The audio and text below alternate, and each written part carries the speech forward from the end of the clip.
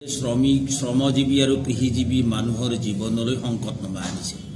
এই সংকটে আজি এনেকুৱা ৰূপ ধাৰণ কৰি দিছে। আমি বাতৰি কাকতত দেখিবলৈ পাইছো, পুতেকে বাপেকক মাৰি পেলাইছে, জীয়েকে মাকৰ চুলি ছিঙি দিছে। এই ঘটনাবিলাক সৰু ঘটনা বুলি কোনোবা ব্যক্তিগত ঘটনা বুলি ক'ব পাৰে নহয়, এয়া সামাজিক নীতিৰ ফল। বৃহৎ নিবনুৱাৰ সৃষ্টি হৈছে। নিবনুৱা হৈছে পুঁজিবাদী সমাজ ব্যৱস্থাৰ পুত্ৰ, আৰু সেই নিবনুৱা সমস্যাক কেন্দ্ৰ কৰি আজি বৃহৎ মালিক গোষ্ঠী আৰু আনকি চৰকাৰৰ কৰ্পোৰেট যিবিলাক company IOC, oil India limited, ONGC ইত্যাদি সংস্থাসমূহেও শ্ৰমিকৰ ওপৰত নানা শোষণ চলাই আছে। আজি বঙাইগাঁও ৰিফাইনাৰী আৰু ডিগবৈ ৰিফাইনাৰীত 22 বছৰৰ পৰা 25 বছৰ ধৰি লাগাতাৰভাৱে কাম কৰি থকা শ্ৰমিকক ছাঁটাই কৰিব ধৰিছে। এই ধৰণৰ ঘটনা কেৱল বিজেপি শাসিত শাসনৰ সময়তে ঘটিবলৈ পাইছে।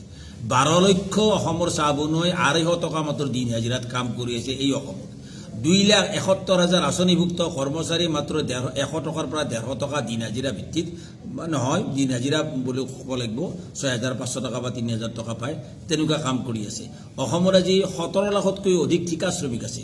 অসমৰ আজি 23 লাখতকৈ অধিক কৃষি শ্ৰমিক আছে, যিসকলে হাজিৰা ভিত্তিত ধান কাটে, হাজিৰা ভিত্তিত ভূঁই ৰুৱে বা মানে মেচিন ভাড়াত দি পেলাই কাম চলাই আছে। সেই কৃষি শ্ৰমিকসকলৰ উদ্ধাৰৰ কাৰণে অসম চৰকাৰৰ কোনো ব্যৱস্থা নাই। এইখন চৰকাৰেও কোনো ব্যৱস্থা নকৰিলে, কেন্দ্ৰীয় চৰকাৰেও কোনো ব্যৱস্থা নকৰিলে। অসমৰ তেল আৰু মাটি আজি আদানীক গতাই দিব ওলাইছে। অসমৰ ONGC আমাৰ ৰাজহুৱা খণ্ডৰ প্ৰতিষ্ঠান, যিয়ে তেল উদঘাটন কৰিব পাৰে, সেই তেল উদঘাটনৰ যি ৰিগ, তৈলত অইল ৰিগ, এই ৰিগ আজি পানীৰ দৰত বিক্ৰী কৰি আছে। কাৰ সন্মুখত?